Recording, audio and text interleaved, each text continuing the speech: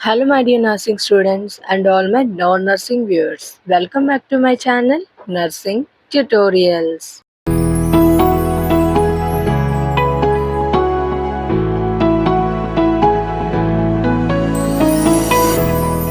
Hello, students. Today we are going to discuss part 16 of very short answer questions from OBG BSc Nursing 3rd years, semester 6.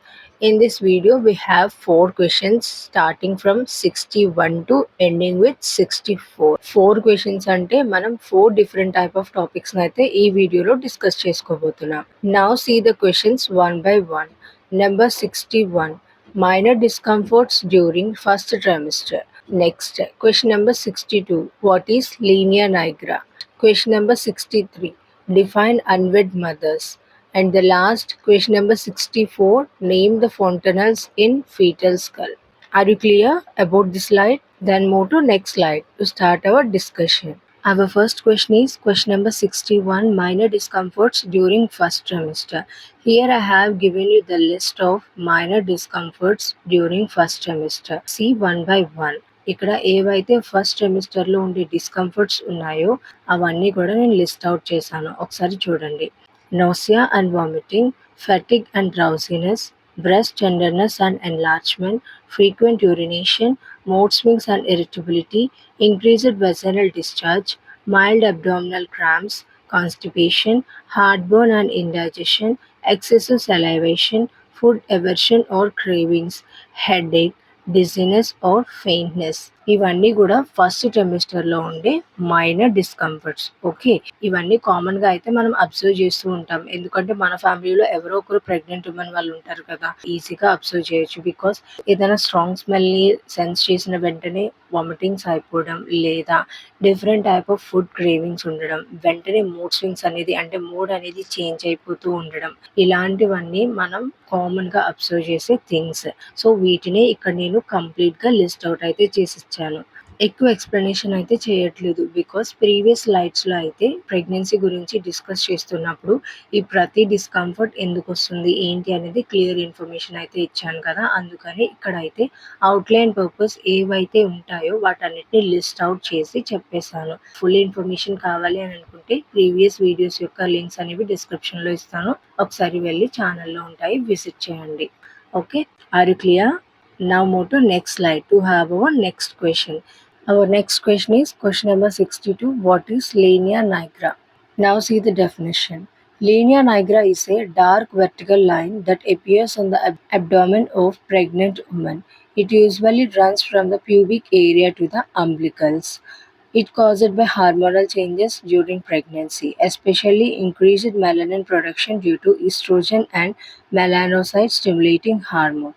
It is harmless and usually fades after delivery. Linea నైగ్రా అంటే pubic area నుంచి umbilicus వరకు ఒక straight లైన్లో అయితే form అవుతుంది. So ఈ Linea నైగ్రా ఎందుకు pregnant ఉమెన్లో వస్తుంది అని అంటే, ప్రెగ్నెన్సీ టైంలో హార్మోనల్ లెవెల్స్ అనేవి ఇంబ్యాలెన్స్ ఉంటుంది కదా, ఆ టైంలో మెలనిన్ ప్రొడక్షన్ అనేది ఇంక్రీజ్ అవుతుంది ఈస్ట్రోజన్ అండ్ మెలానోసైట్ స్టిమ్యులేటింగ్ హార్మోన్ వల్ల. అదైతే హార్మ్లెస్ ఏం కాదు, ఆఫ్టర్ డెలివరీ తర్వాత స్లోగా అయితే ఫేడ్ అవుట్ అయిపోతుంది. Okay, are you clear? Just సింపుల్గా అయితే అర్థం చేసుకోవడానికి ట్రై చేయండి. చాలా సింపుల్గా అయితే నేను ఆల్రెడీ డెఫినేషన్లోనే ఎవ్రీథింగ్ ఇచ్చేసాను. జస్ట్ 2 సింపుల్ స్టెప్స్లో అయితే చెప్తాను, వినండి. లీనియా నైగ్రా వచ్చేసరికి ఈ straight line starting from pubis to ending with umbilicus. Okay, ఎందుకు వస్తుంది అని అంటే ప్రెగ్నెన్సీ టైంలో హార్మోనల్ లెవెల్స్ ఇంబ్యాలెన్సెస్ వల్ల మెలనిన్ ప్రొడక్షన్ అనేది ఎక్కువ ఉంటుంది. ఓకే, సో దానివల్ల ఈ లైన్ అనేది ఫామ్ అవుతుంది.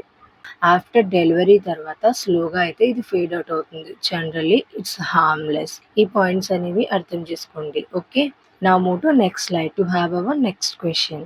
Our next question is question number 63. Define unwed mothers. See the definition. Unwed mothers refers to a woman who becomes pregnant and gives birth without being legally married, also called unmarried mother. She may or may not be in a relationship with the child's father. In medical, legal, and social contexts, special attention is often needed for her emotional, social, and legal support.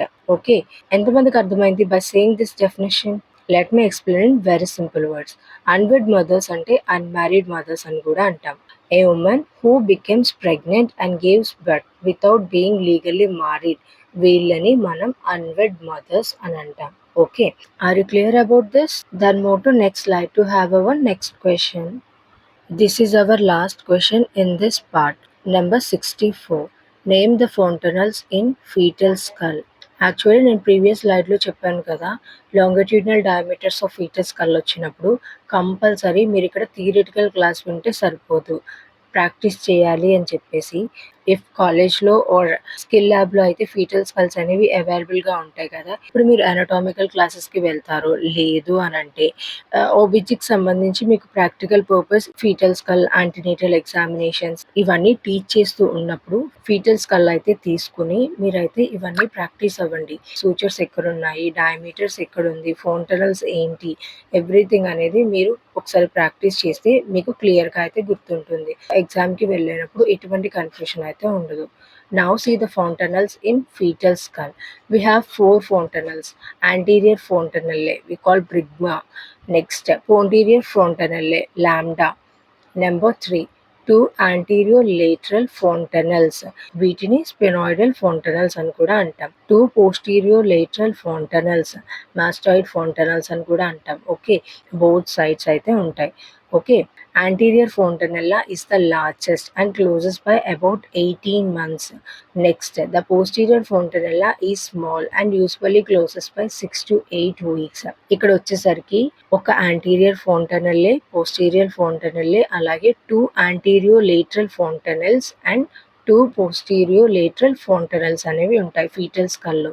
Next, anterior fontanella వచ్చేసరికి largest and ఇది బేబీస్లో 18 months of ఏజ్లో అయితే close అవుతుంది.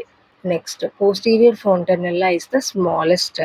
So anterior is the largest fontanella, posterior is the smallest fontanella. ఇది usually around 6 to 8 weeks లోపల అయితే కంప్లీట్గా క్లోజ్ అవుతుంది. Okay, move to next slide to have hour diagrammatic presentation. Now see the diagrammatic representation of fetal skull. ఇక్కడ ఫోంటనెల్స్ అని with మార్కింగ్స్తో ఇచ్చాను. మీరు దీన్ని ఒకసారి జాగ్రత్తగా చూడండి, బికాస్ నెక్స్ట్ మీరు ప్రాక్టీస్ చేస్తూ ఉన్నప్పుడు మీకైతే ఈజీగా ఉంటుంది. Now see one by one. First, anterior fontanelle. This is the largest bone. Okay, ఇక్కడ ఈ ఫోంటనెల్లే వచ్చేసరికి అరౌండ్ 18 months ఆఫ్ ఏజ్లో ఉన్నప్పుడు అయితే క్లోజ్ అవుతుంది బేబీస్కి. Next, posterior fontanelle or lambda, ఇది వచ్చేసరికి స్మాలెస్ట్ బోన్, అరౌండ్ 6 to 8 weeksలో అయితే క్లోజ్ అవుతుంది బేబీస్లో. నెక్స్ట్, anterior lateral fontanelle, దీన్నే మనం స్పెనాయిడల్ ఫోంటనెల్లే అని కూడా అంటాం. బోత్ సైడ్స్ అయితే ఉంటుంది.